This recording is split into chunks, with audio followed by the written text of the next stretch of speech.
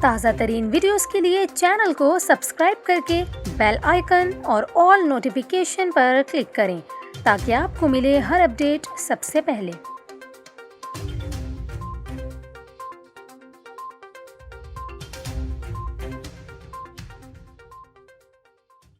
السلام علیکم، نیوز 24/7 اردو میں خوش آمدید۔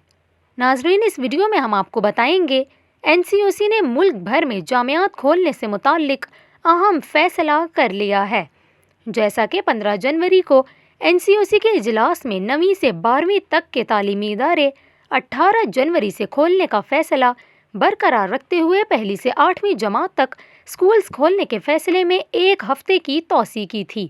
اب NCOC نے ملک بھر کی تمام جامعات کھولنے سے متعلق اہم فیصلہ کر لیا ہے۔ وفاقی وزیر اسد عمر کی زیر صدارت national command and operation centre کا اجلاس ہوا۔